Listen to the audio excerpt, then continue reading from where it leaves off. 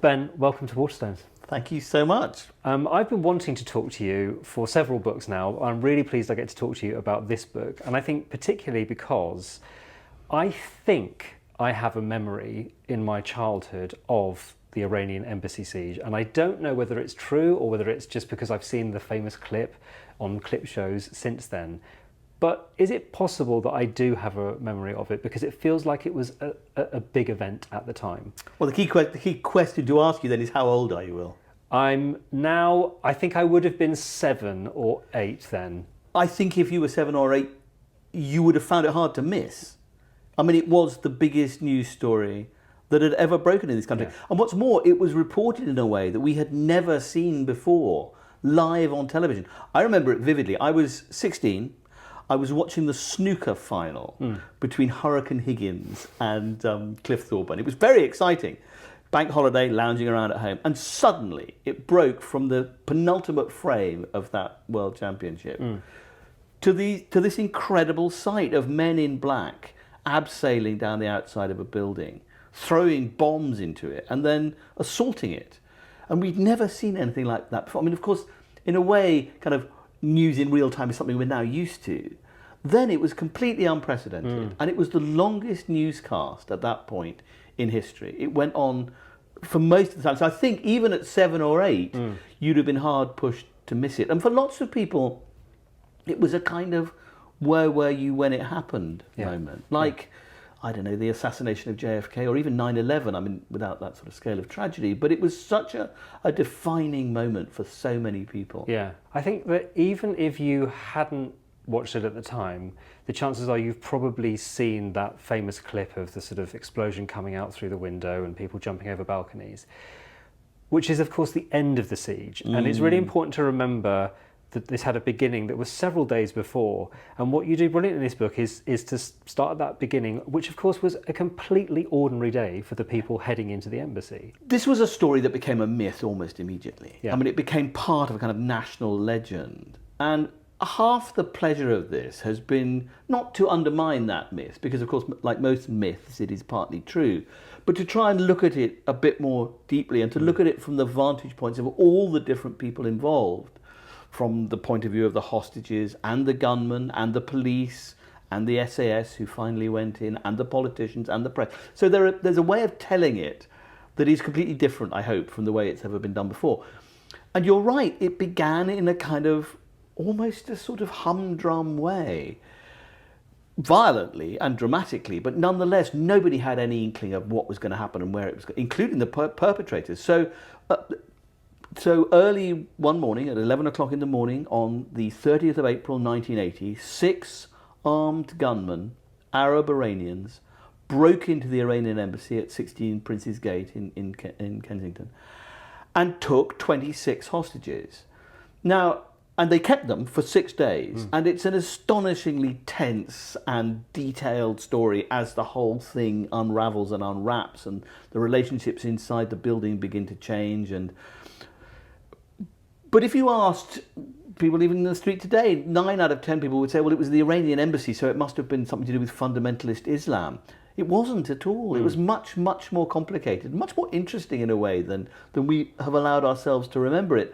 These Arab gunmen were Iranians, but they were opposed to the new fundamentalist regime in Tehran. They were fighting for greater political rights for an oppressed minority in what they called Arabistan, what the Iranian government called Khuzestan, the oil-rich southwest part of Iran. Now, that's a conflict, it goes on today, but it's a conflict that in 1980, no one in Britain had ever heard of. So you can imagine the scramble inside the Metropolitan Police as they have a crash course in trying to understand the complexities of Middle Eastern politics. These gunmen were really attempting to draw attention to a particular plight. They had chosen Britain because they believed that the British were also opposed to the Ayatollah and would give them a fair hearing. This wasn't aimed against Britain. So those gunmen, who've always been seen, I think, as kind of one-dimensional terrorist villains. Now, look, I'm not defending them in any way. They were men of violence. They were prepared to kill and they were prepared to be killed. But they have their story. They had a reason, or they thought they had a reason for doing what they were doing. And they had been brutalized by what had happened in Iran, which was that the Ayatollah Security Service had clamped down on this Arab protest movement and slaughtered hundreds, including close family members of those involved. Now, that doesn't justify what they were doing or excuse it in any way, but it does make them human in some ways. And as we see in the Middle East today, I mean, the quickest way to turn a man into a killer is to kill the thing that he loves. And these people, had seen some appalling brutality. Nonetheless, they were manipulated. They were being manipulated by Saddam Hussein and his security service as a way of attacking Iran. These men were actually relatively intelligent, and they were driven. They thought they had purpose, but they were still being manipulated by Saddam Hussein. Yeah, that's in a way what makes them so fascinating, I think, is that the leaders, there were two sort of leaders of this group. One of them was highly educated, spoke 4 languages, in another life and in another world, he would have been something completely different. The sort of as it were, the foot soldiers in this story, on the gunman's side, really do fall into the manipulated, naive. They hadn't really got a clue what they were doing, and they'd been promised that what would happen is they would take hostages, they would get political prisoners released in Iran, and then they would be allowed to go home. I mean, they didn't expect. They too did not expect what happened to happen. They thought that the government would accede to their demands and give them a plane to fly home. Now that sounds ludicrously naive, but actually, in terms of sort of 1970s terrorism, there was a kind of process whereby, and Britain had been part of this too, whereby terrorists had been able to negotiate their own freedom. I mean, there was a famous case in Britain, Layla Khaled, who is still alive and was a Palestinian gun woman, the sort of poster woman of that cause, who had taken hostages, who hijacked a plane, but she was allowed to be released by the British government and flew back home in exchange for hostages. So they had a kind of template. It wasn't as bizarre and mad as it now seems in retrospect. As with all plans, of course, things do not go quite according to plan. But one of the things that's, I think, really key with this book is that people reading it will think, how would I act in that situation? And you make really clear that we just can't know until we're in that situation. I didn't realise that just the act of sudden incarceration can have actual physical effects on people's bodies. And you describe brilliantly Chris Kramer, I think it is, from one of the BBC hostages, who'd previously suffered from dysentery, started to feel these symptoms coming back. He didn't have dysentery, obviously, but the trauma of the event started to sort of have this effect on his body. Tell me a little bit more about that, because it's fascinating. Well, one of the great, and I was so lucky, the sources on this is a man called Professor John Gunn, who is a professor of forensic psychiatry, who was brought in by the police to offer a kind of psychological dimension to what was happening, to try to unpick the sort of psychological behaviour of the gunman, the hostages, and the police. I mean, they were all in a way his patients, and he was sort of trying to understand what was making them tick. And he is absolutely fascinating on the physical impact of a stress trauma like this. He's also brilliant on the way that relationships develop in a kind of intimate, brutal situation like that. There are sort of 2 syndromes, really. There's Stockholm syndrome, of which we kind of have an idea what that is. It's when the hostages begin to develop a kind of an affinity for their captors. They begin to find common cause. They begin to sort of jointly wonder why the police aren't doing more. And they eventually, in some cases, begin to sort of oppose the police. And you see those strands of behaviour erupting quite quickly inside the embassy. Then there's the flip side of Stockholm syndrome, which is called Lima syndrome, which dates back to a hostage situation in Lima, when gunmen took a number of hostages in an embassy. But then the gunmen began to develop a sort of a fellow feeling with the captives. It's kind of the flip side. And you see both of those beginning to emerge in the embassy. And it's absolutely fascinating the way that the relationships change and evolve, both among the hostages. I mean, the hostages are a disparate group. I mean, some of them are British citizens, some of them are there by complete accident. Most of them are Iranians. There are 26 of them. There are diplomats who are new appointees of the Iranian regime, and they are all committed Islamic believers. There's one character in particular who plays a crucial part called Abbas Labasani, who's actually secretly a member of the Revolutionary Guard. I mean, he's the really hardline type. But then you also have sort of secretaries and clerks and medical staff and so on, and people who just happen to have been sitting in the waiting room. There's a sort of hapless rug salesman who was there to pick up a sort of prescription. So and as you said at the beginning, what I tried to ask with this book, and in a way, what I try to ask with almost all my books, is what would you do? Which of these many characters might you have been? And we all like to think, don't we, that in a situation, particularly in a wartime situation, but in any kind of conflict situation, that we would find within ourselves the kind of capacity to behave in a way that we would subsequently find laudable. But that's not a given. That's not a given. And some people find themselves unexpectedly able to do that, or not. And it's not a matter of training, it's a matter of character in the end. It's a matter of personality. And I love the way that in this room, really, because most of the action takes place inside a single room, you find these different characters emerging. What's really interesting is, I suppose, the idea of what a heroic action would be, even that is questioned. There's this fantastic thing, which is that Trevor Lock, who is the policeman who has managed to hide from the terrorist, that he has a gun on him still, but he can't give away the fact that he's holding this gun, and that means he can't go to the toilet. He's wearing an overcoat which is covering up this gun, but if he goes to the toilet where he's observed by the terrorists, they will see that he's got a gun, which means he can't go to the toilet, nor can he take off his coat. So as you say, he's sort of sitting there sweating profusely but keeping the coat on, staying awake, and not going to the toilet. Not a definition of heroism that I think exists already in the dictionary. Well, I think that's exactly... I mean, it would be comical, and he today finds it quite comical when he talks about it, but, yes, that's right, he's got the gun on him, he can't go to the loo, and it's the most heroic case of self-induced constipation in history. I mean, that's his story. That gun, of course, like Chekhov's gun, plays a very important part. I won't give it away for the readers, but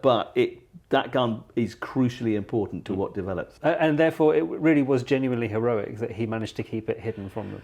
He's a wonderful accidental hero, Trevor. I mean, he said to me, I joined the police to help old ladies cross the road. He said, I'm Dixon of Dock Green. I'm not the Sweeney. I mean, he deliberately became a diplomatic protection officer because it was boring. Yeah. And that was just fine with Trevor. Yeah. And yet, without him, I think the atmosphere inside that room would have been completely different. He gave simply, I mean, he says now, I realised that with the uniform and with my peaked cap, and I had to kind of be a focus of attention and sort of hope for everybody. So he deliberately sat himself in the largest chair in the thing, a sort of ugly Queen Anne thing, and sort of sat there as a kind of symbol of we're not going to, we're going to be all right, guys. We're going to get through it. And I do genuinely think without him, the thing would have come to a crisis much earlier on. So in a way, he was a hero for not doing very much, just keeping the line going. The SAS obviously will be the part of this story, as you said, that people will be aware of, having seen those balaclavaed men abseiling down the building. But I suppose the concept of the SAS at that time was not known to the sort of general public, and very different, I suppose, to the SAS rogue heroes that you've written about previously. Tell us a little bit about who the SAS were in 1980. Well, fascinatingly, they were almost unknown, the SAS. I mean, their exploits during the Second World War had been kind of alluded to, but really they weren't very widely understood. They'd operated in Malaya, they'd been in the Middle East, they were increasingly active in Northern Ireland, but 99% of the British public had never heard of the SAS. The other aspect that almost nobody knew about was that since 1972, in the wake of the Munich Olympic massacre, the SAS had been training and on standby for just such a hostage situation as this. They'd done it in all sorts of different ways. There was always a special projects team waiting. Now, nobody in Britain really knew that, but there was a provision under British law that if the civilian authorities could not cope with a situation, they could call in the SAS. So they'd done every kind of aspect of hostage problems and crises except a real one. They'd never faced anything quite like this before. And From the first evening, I mean, it went on for 6 days, this siege. From the first evening, the SAS were encamped next door, in the building right next door, fully tooled up and ready to go in. And of course, the impact of this episode was to hurl them into the limelight overnight. They became an absolute sensation. And a great political advantage to Margaret Thatcher, who had authorised the assault. It was a brave gamble in some ways. I mean, she was told there would be 40% casualties.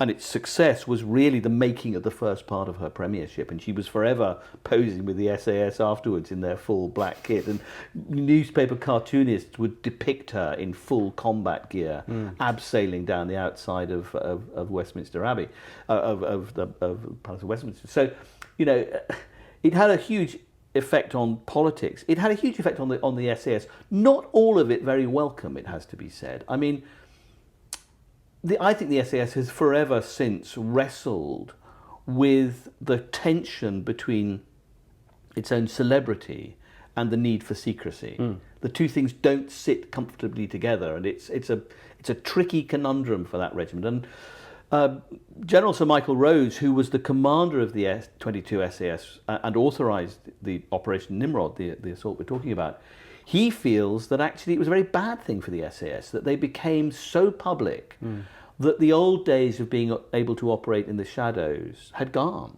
You know, they were willy-nilly, they were suddenly very, very famous. And of course, you know, the concomitant of that was that many people subsequently claimed to have been involved who were not involved. And as one of the SAS officers said to me when I started on this project, he said, if everybody who claimed to have been on that balcony had been on that balcony, it would have fallen off. I mean, again, it's one of the reasons why I was really keen to write this book, because for the first time, the Ministry of Defence gave the surviving SAS soldiers from this episode, gave them formal permission to speak. So I was able not only to kind of collate their stories, but to kind of give them credit while they're still around, you know, and sort of in a way to sort of slightly undermine that whole sort of I was there, Uncle Tommy was you know on the balcony. Well, unless he's on my order of battle and I have the official order of battle, Uncle Tommy wasn't there. I did wonder about that, because you mentioned some of them by name, and I thought this feels like new information. Where's this come from? But is it very much, as you say, it's sort of about personalising those people? It's really interesting to see how different they are, even though they're part of this sort of amorphous SAS organisation. And I suppose, to know a little bit about what brought them there that day. You know, well, again, you're right. I mean, a little like the gunmen, they are sort of, because they're in their balaclavas and they haven't really been named, they're sort of faceless figures. They're kind of ideas and symbols, and they represent something rather than being human beings. And so I relish the opportunity to actually go back into the stories of some of these people. And again, there's no such thing as a hero and a villain, really. You know, everybody is flawed, everybody is complicated, everybody has a backstory. And actually, truthfully, everybody really wants to tell it too.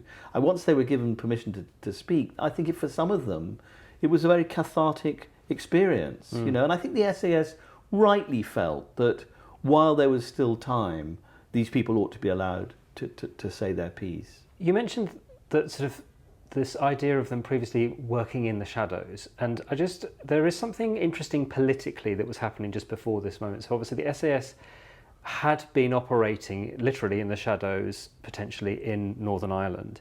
And you mentioned Margaret Thatcher, that obviously for her politically it was really important for her to show that she and the British government would not be negotiating with terrorists. So it was about putting down a pretty hard line. Is that a fair thing to sort of, in terms of what's feeding into this hostage situation? Absolutely. I mean, the Troubles were at their height. She was determined to demonstrate that she was going to be tough on terrorism and not to negotiate. Well, except that, of course, they did negotiate. I mean, there was a certain amount of negotiation taking place.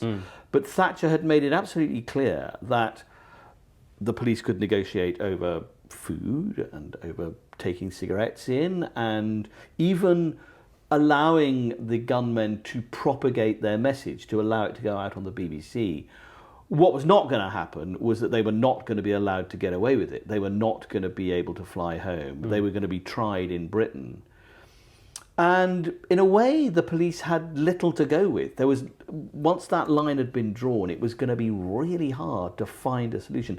That said, John Gunn, the psychiatrist, and I agree with him, believes that had they been able to extend it, string it out for another 24 hours, it might have ended bloodlessly. It might have ended without the necessity for this assault. But the political stakes were very high for Thatcher, very high. I mean, she'd only been in power for not even a year. She, if it had failed, I mean, if this had ended in a bloodbath, and as I said, 40% casualties were what the SAS themselves predicted. If that had happened, I think her premiership would have been deeply imperiled. The SAS, which was already under pressure from within the armed forces, might well have been disbanded. I mean, I think in a way the whole of history could have been very, very different, and it was that close to going wrong. As Hector Gullen, one of the man who actually drew up Operation Nimrod, again, he's never told his story before now, he says, 5 minutes either way, and this would have been a very different story. So it was a really close run thing. Those final minutes, we are not going to discuss this in detail because, honestly, the last few pages, it's a long section where you basically break down second by second, minute by minute, what happens with the assault. It is one of the most thrilling pieces of non-fiction I think I've ever read.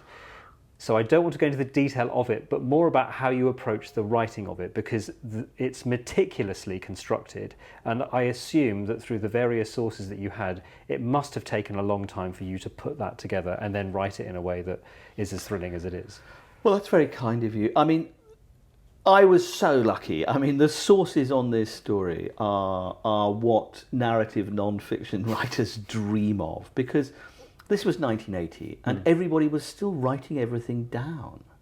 I mean, I don't know how historians of the future are going to tell our time, because we imagine that we're keeping records of everything, but we're not. Yeah. Then they were. And I was so lucky, I managed to unearth no fewer than 4 unpublished manuscripts written by people who had been involved in this. 2 by hostages, 1 written by Sim Harris, who had kept a diary while he was inside there, and he allowed me access to that. The chief policeman there, John Dello, he also kept a record, and Hector Gullen, the man I just mentioned to you, he also had his own diary. So you've got this kind of really granular, reliable evidence because it's written either at the time or immediately afterwards. Secondly, there are lots of living witnesses. There are hostages. There are there are lots of people. There are hostages, police, SAS, politicians, press. There are people who really did know what was going on. That's memory. That's a little less reliable in some ways. The other great advantage I had was that right from the beginning, MI5 and the police began inserting audio probes into the building. They sound very rustic to us now. They were literally little wires that were kind of drilled into the sides of the buildings. But then they were absolutely cutting edge. And they were also lowering them down the chimneys, and every time a food carton went in, it had a bug in it. And even the field telephone that was sent in so that the gunmen could negotiate with the police directly, that was a bug. That had a listening device implanted in it, so that every time they rang off, they thought no one was listening. On the contrary, it was actually hearing what was going on. So they had a sort of script. Not perfect. I mean, it was in 3 different languages. It was very hard to follow. But they had a kind of pretty clear idea of who was saying what to whom at any point. So with that kind of evidence, with that kind of material, you can build, and of course the SAS as well, because they had, they knew what they were doing, and I've talked to everyone who was involved, or almost everyone who was involved. So that's been a huge advantage, being able to kind of minute by minute try and work out who was doing what where. And it's a highly confused situation because, again, we won't give it all away, but there were really 6 different battles taking place inside the building on different floors. And the place was flooded with tear gas. The building was on fire. There was smoke everywhere. There were bullets flying. There were flashbangs going off. There were screams. There were shouts. It was a highly, kinetic situation. And teasing that apart and trying to work out, and it only lasted, Operation Nimrod, 11 minutes. I mean, that's as long as it takes to cook a hard-boiled egg. And so it is a condensed moment, and these moments are all overlapping and cascading into each other. But trying to pull that apart has been such fun. I've really enjoyed writing that. Well, it's incredible to read at the end of the book. You mentioned how if things had gone slightly differently, they could have had huge consequences for the government at the time and for the SAS. Things did go how they went, and I wondered, after you had sort of assembled this story, what you feel, I suppose, the lessons or the consequences of this were. I mean, there are multiple ones. It was a success, broadly speaking. I mean, it was not bloodless. There were deaths, but the SAS succeeded in doing what they were supposed to do, and that was to rescue the hostages, as many of them as they possibly could. They didn't go in there to kill people. That is, however, what happened, and it wasn't an accident. Their job was to get the hostages out. However, they had to do it, and that, if the gunmen were there, that was going to be their problem, and it sure was their problem. Why did it work? I guess the lessons are sort of threefold, really. One is that they were very highly trained. They knew what they were doing. Inside the Hereford barracks in the SAS barracks is a building called the Killing House. It's still there, and it's a nondescript building, but it is used for hostage rescue training. And the walls are lined with bullet absorptive materials, and every day there are SAS people in there training in different types of unpredictable hostage negotiation. Even the royal family is taken there from time to time to experience what it might be like to be kidnapped, to be captured and then liberated. So the SAS is very used to this, and they just clicked in. They just, even though the situation was changing so rapidly around them, and the hostages were not where they thought they were going to be, and the gunmen were not where they were supposed to be. So training was the key thing, and luck.